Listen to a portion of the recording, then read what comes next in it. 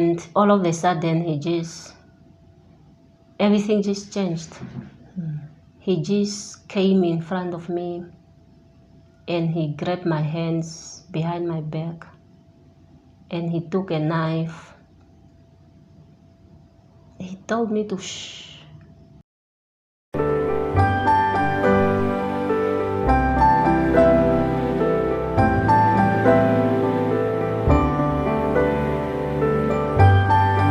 Hi guys, welcome to Dalinga, and this is There Is Still Hope. This is a place where we are encouraged to move away from past sorrows, anything that has been holding us captive for such a long time, to move away from all of that and embrace a life that matters, a life that has sense of self.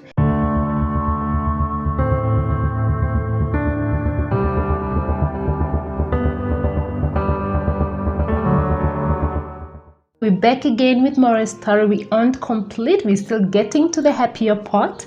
Just hang in there and do follow until the end.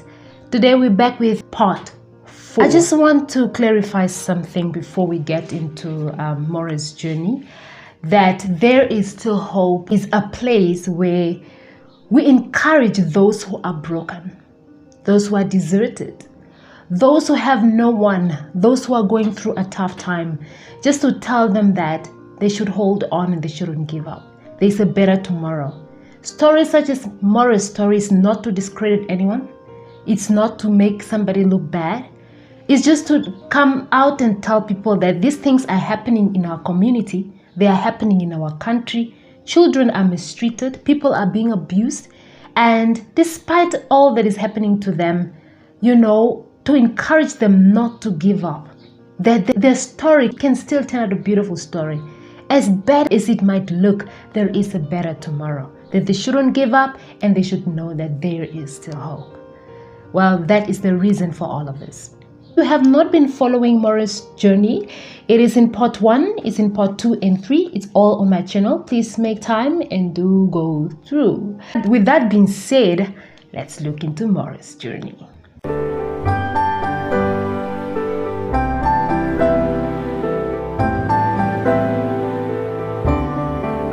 Welcome to There Is Still Hope, Morris. It's such a pleasure to have you again today. Well, part 1, part 2, part 3, and now part 4. Thank you for joining me today.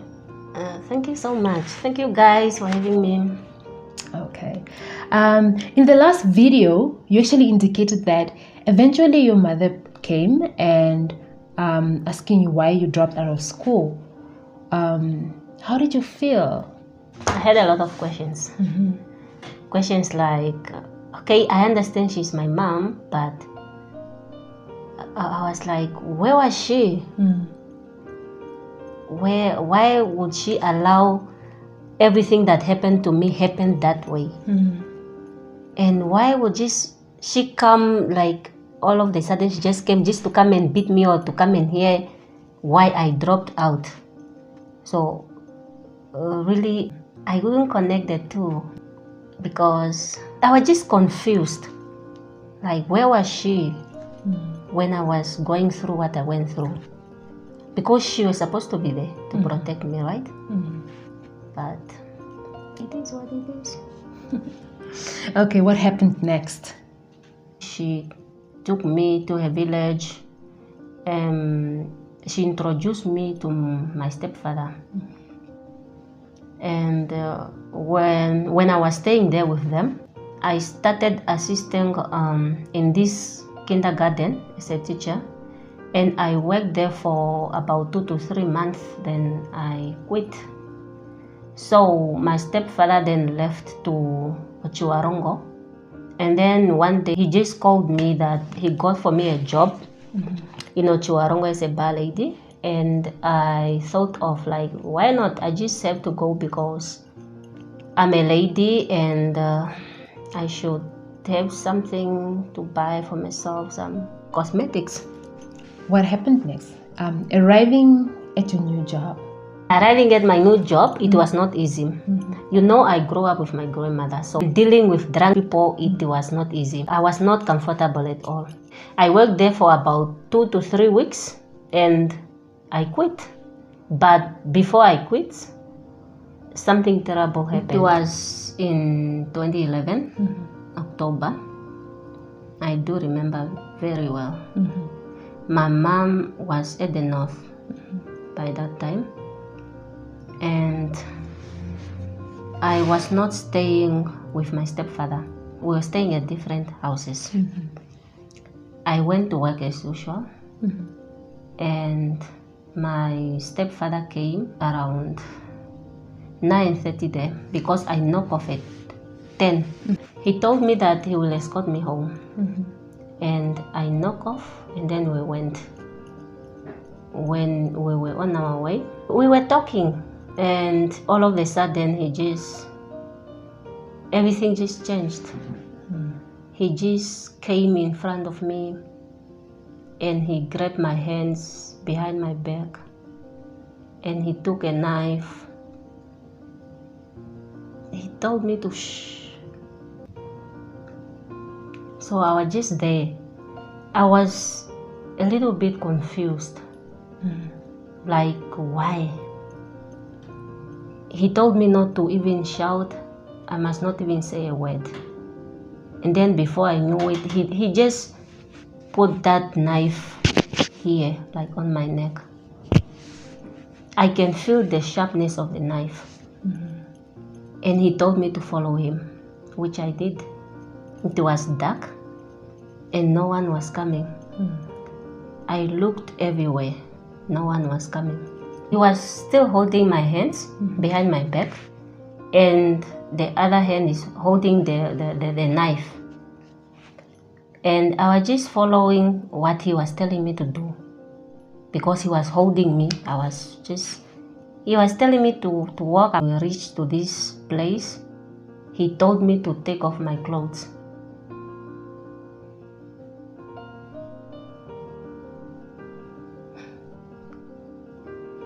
It's all about giving hope to the nation. It's all about giving hope to the next person. If you are that person who's sitting with a story of hope, a story of victory, and you are that overcomer that have overcome what could have killed you or what could have left you impaired, reach out to me. I'll leave my email in the description box, and let's talk about it right here on There Is Still Hope.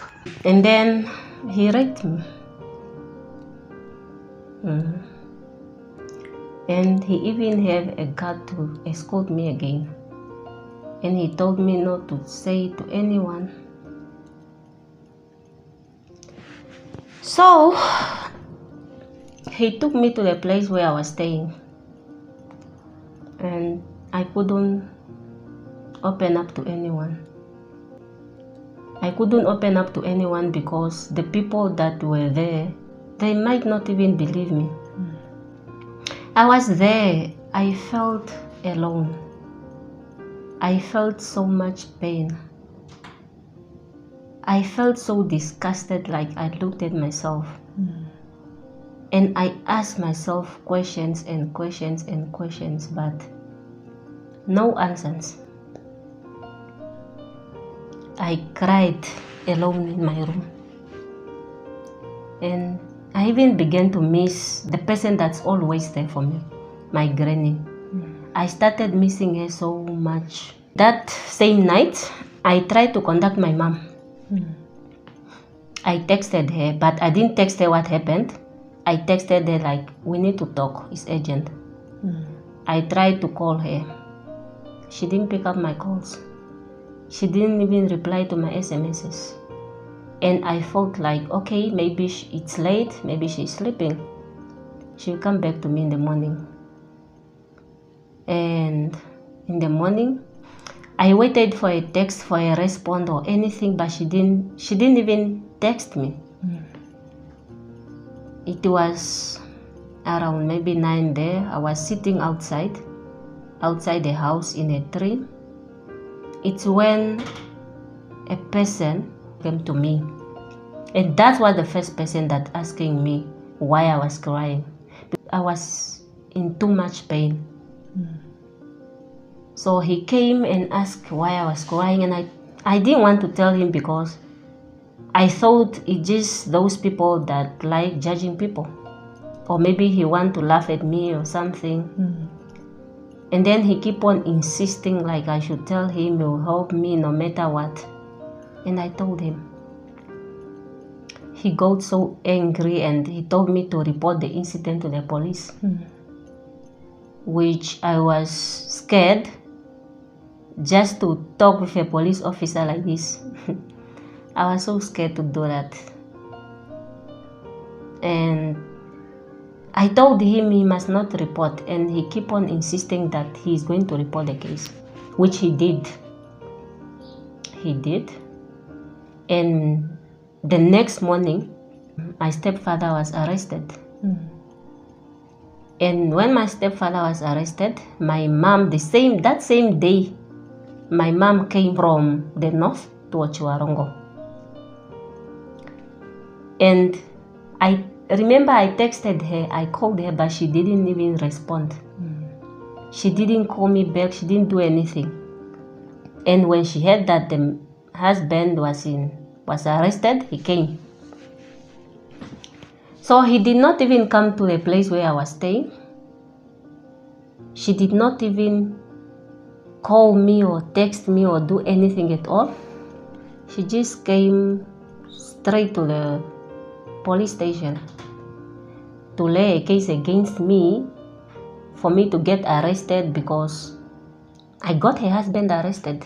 So it's when, while I was just there crying, minding my own business, I got a call from one police officer telling me that I need to report myself to the station.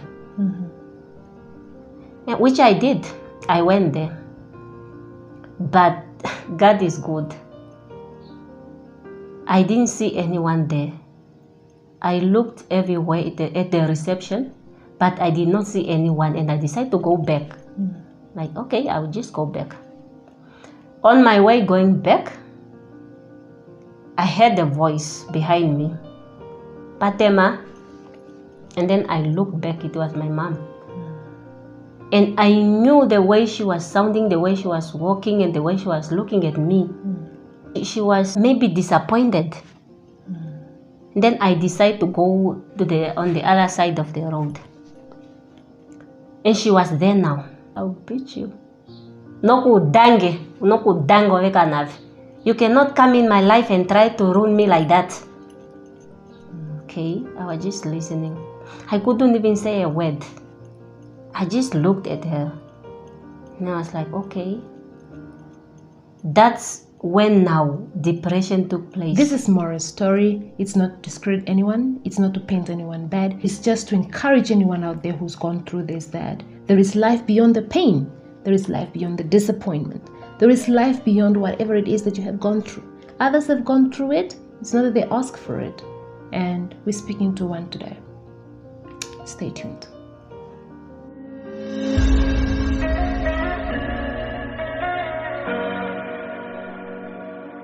I started asking myself questions like, what if I'm pregnant? What if I'm HIV positive? But God is good. Nothing like that happened. So I remember going to the same place where I was raped with a rope on my hand. I was not myself because I was just tired. I was tired of living. And then I kept on asking myself, what is the point of living? Why am I still here? Why am I still alive? And I just wanted to end it all because even my own mother is going against me. Like, what's the point? What's the point of living? And then I felt like I blaming myself and I was blaming my parents for giving birth to me. Maybe I caused them too much pain, or why do they hate me so much? I don't get it. I was just there, deep in my thoughts, alone in my own world. It was too much for me. The burden was just too much for me to handle. I couldn't hold it anymore. And just at the last minute when I wanted to end it all, something came in my mind. I began to think of my grandmother. And then I was like, okay, if I end it here, who is going to take care of her? You know, that's the only person that I have. And she had been taking care of me ever since. And I need to do something for her. And then I thought like, okay, if I die now, how is she going to feel? And then I told myself, no, this one, I'm just going to cause too much pain to her. I will not do it. Number two, she used to tell me stories of people going to hell, like, don't kill. If you kill, you go to hell. Because it's God that gave you life, so why are you taking it? It's not your life. That thing, it just keep on ringing and ringing in my mind. And then I told myself, the devil is a liar. I'm not gonna do it. I'm just going to stand and I'm going to face whatever that will come my way. I've been facing the worst. So this one, I will just leave it. I told myself, I'm not gonna kill myself at all. Why? This is the life that God gave me. Why should I take it away? And He gave it to me for a reason.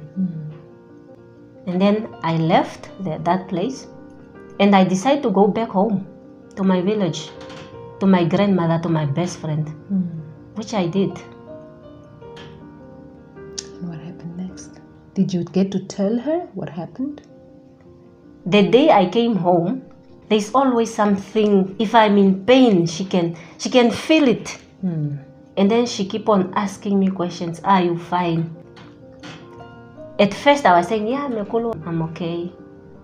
And then she keep on asking. And then I told her. And then she was so disappointed in my mom. She was so disappointed in the people that were so close to me, that the people that were supposed to protect me. And then she told me, no, it's fine. But it was fine because there's nothing she can do about it. It is what it is. I mean, it's done. This should be the end of part 4. We look forward to part 5. And thank you so much, Morris, for joining me today. And thank you for your story. I want to believe that it's an inspiration to so many people out there. As young as you are, you know, you really went through it all. You have seen it all, rather to say. But it's such a joy to know that as young as you are, you didn't give up on yourself. You didn't throw yourself away. You still kept your dignity and you fought for your life. It's an attribute hard to come by. And I really just want to say congratulations. It was not easy coming this far to hearing your story. Anyone else could have given up. Anyone else could have said to hell with life, you know, and even took their own life. But we thank God. We thank God for your journey. We thank God that today we are able to hear your story and learn from it. It's a story of resilience. It's a story of endurance. It's the story of one that had a hope that it's going to get better for me one day. And to the new family that God gave you, really, I just want to say thank you. You know, it's such hearts are very difficult to find nowadays. But may the Lord really bless them. And may He be the one to really just restore everything. Just to really say thank you very much once more for joining us today, and we look forward to part 5. Well guys, thank you so much for joining me. This is Morris' story. We're getting to the end, and we're getting to the happy end. Watch out for part 5. To my subscribers, thank you very much for joining me today.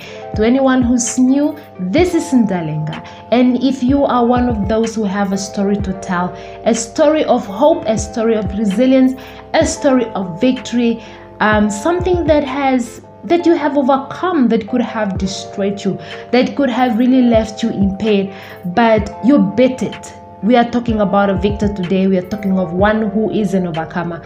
Please reach out to me. Let's talk about it and inspire the nation and encourage the next person. Morris' story is encouraging. It's not only to those who have suffered, it also to those who are in situation thinking that this is it for them.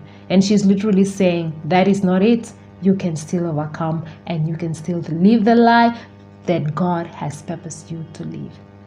Thank you for joining us today. From me, Rachel. And me, Morris.